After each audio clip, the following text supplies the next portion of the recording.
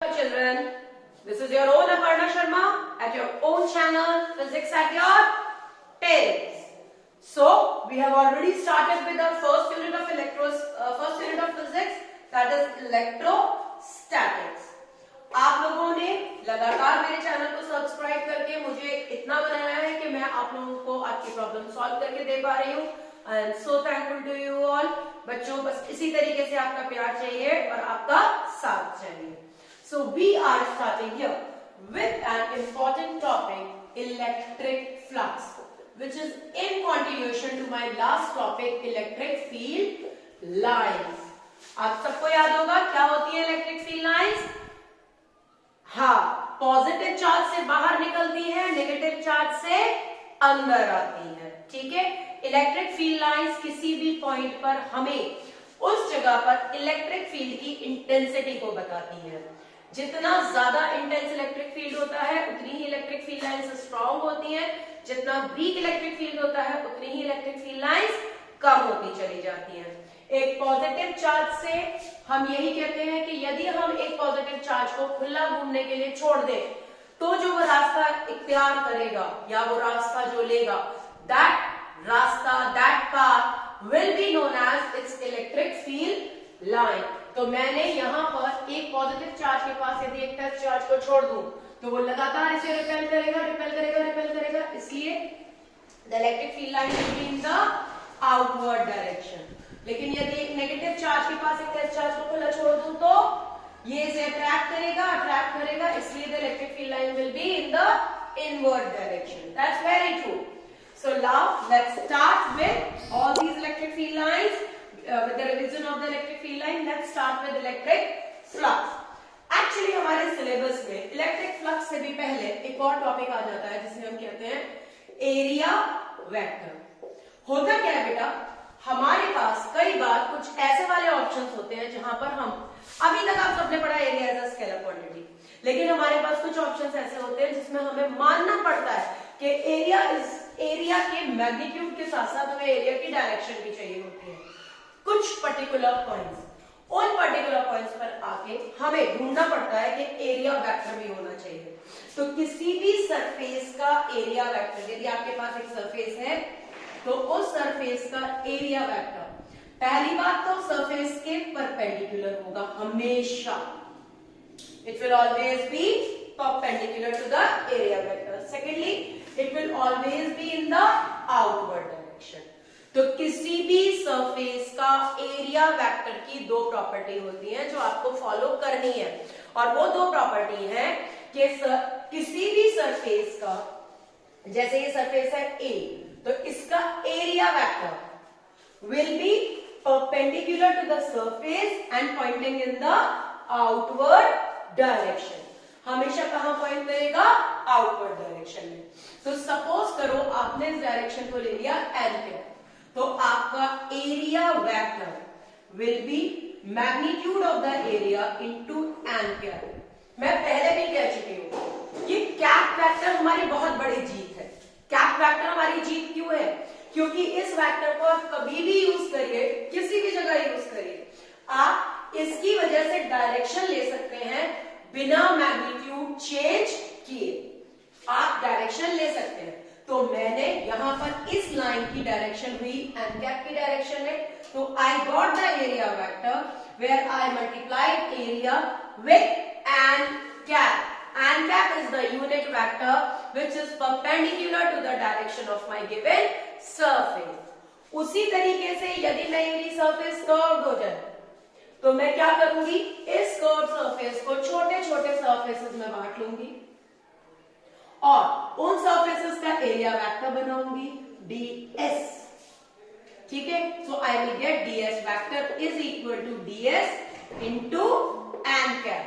So you can any time obtain area vector which is going to be perpendicular to the surface and pointing in the outward direction to the surface. हमेशा surface से बाहर आएगा. Surface के अंदर area vector जाने का कोई अर्थ नहीं है. तो आप लोगों ने अच्छी तरह से जान लिया कि एरिया वेक्टर की दो बहुत बड़ी विशेषताएं हैं. एक, it will always and always be perpendicular to the given surface. Secondly, it is going to be pointing in the outward direction. Right. Now, after starting with area vector, let me take you to the electric flux. पता है बेटा, flux word English का word है ना. Flux का मतलब होता है, यदि मैं फ्लक्स को कहूं तो फ्लक्स का मतलब होता है flow. The meaning of word flux means flow. तो हम ये कहते हैं जहां पर हमारे पास flow of electric field lines हो, उस चीज को हम कहते हैं electric flux. When we have flow of electric field lines, that is known as electric flux. तो किसी भी सरफेस से हम ये कहते हैं कि हमारे पास कोई सरफेस है, तो उस सरफेस पर हमारा इलेक्ट्रिक फ्लक्स, एक्चुअली हम हमेशा वो number of electric field lines count करेंगे. अब देखो, यदि किसी जगह इलेक्ट्रिक फील्ड है, जरूरी तो होता है इलेक्ट्रिक फील्ड की सारी लाइनें इसी डायरेक्शन में होंगी, कुछ की डायरेक्शन दूसरी भी हो सकती है. तो हम क्या करते हैं, किसी भी सरफेस से पास होने वाली सिर्फ उन्हीं इलेक्ट्रिक फील्ड लाइंस को काउंट करते हैं which are perpendicular to the given surface, which are perpendicular to the given surface. ये कहना चाहिए normal to the given surface. That way you can define electric flux. Denote किया जाता है phi से. Product of electric field and the surface vector. That is electric field. It is the dot product of the intensity of electric field and the area vector to that surface. Area vector to that surface. दोबारा flux को define करूंगी एक बार और. Number of electric field lines passing through a given surface perpendicularly are known as electric flux. ठीक है, जब आप इसे खोलोगे तो ये आ जाता है E ds cos थीटा. कुछ बुक्स में आप देखोगे यहाँ EA भी लिखा होता है, उससे कोई बहुत फर्क पड़ता नहीं है. You are only talking about area, nothing else. EA cos theta, where theta is the angle between the direction of electric field and area vector. क्या होता है बेटा, theta is the angle between the direction of the electric field and the area vector. ठीक है जी. अब यदि मैं आपसे कहती हूं बहुत जनरल कि मेरे पास एक सरफेस है, मेरे पास सारी इलेक्ट्रिक फील्ड लाइंस कुछ इस तरह से है कि वो मेरे दिए हुए एरिया वेक्टर के साथ एंगल कितना बनाती है, theta. They make an angle theta with the direction of the electric field. I have got all the electric field lines in such a way that they can make the direction at the angle, they make an angle theta with the electric field. अच्छा, आप इस बात को यहाँ पर मैं एक बार और क्लियर करना चाहूंगी. जरूरी नहीं है जैसे मैंने अभी इलेक्ट्रिक फील्ड लाइंस नीचे की तरफ दिखा दी, तो आप उन इलेक्ट्रिक फील्ड लाइंस को ऊपर की तरफ नहीं दिखा सकते. ये मैं यहाँ क्लियर कर रही हूँ कि आप इलेक्ट्रिक फील्ड लाइंस को कैसे भी शो ऑफ कर सकते हैं. तो बेटा ये हो गया आपका इलेक्ट्रिक फील्ड इस सरफेस पे परपेंडिकुलरली आउटवर्ड. ये हो गया आपका एरिया वेक्टर. इन दोनों के बीच का एंगल हो गया बेटा थीटा. इज दैट क्लियर और नॉट? ठीक है, यहां पर आप इसे एरिया वेक्टर को कह सकते हो अपना डीएस वेक्टर. तो आपने जब इलेक्ट्रिक फील्ड को रिजॉल्व किया तो आप सब जानते हो ना यहाँ पे क्या आ जाएगा, E cos थीटा. तो phi will be equal to electric field in the direction of area vector produced with area.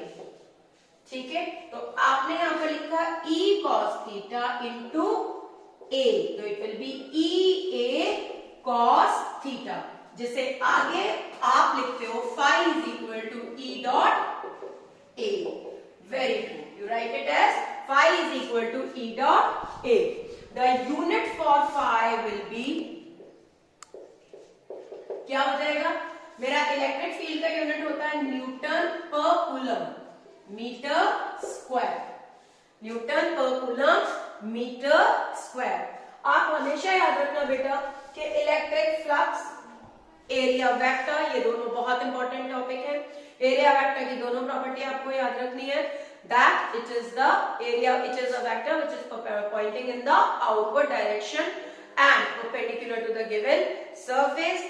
Number of electric field lines passing through a given surface perpendicularly are known as electric flux. वो लाइनें contribute नहीं करती हैं जो perpendicular नहीं हो। So children, please go through this portion and get back to me. You will get Gauss law in my next session, next video. Till the time, stay at home, stay safe. Please do not forget to subscribe my channel and definitely put a like button and put your comments so that I can solve your problems. Thank you.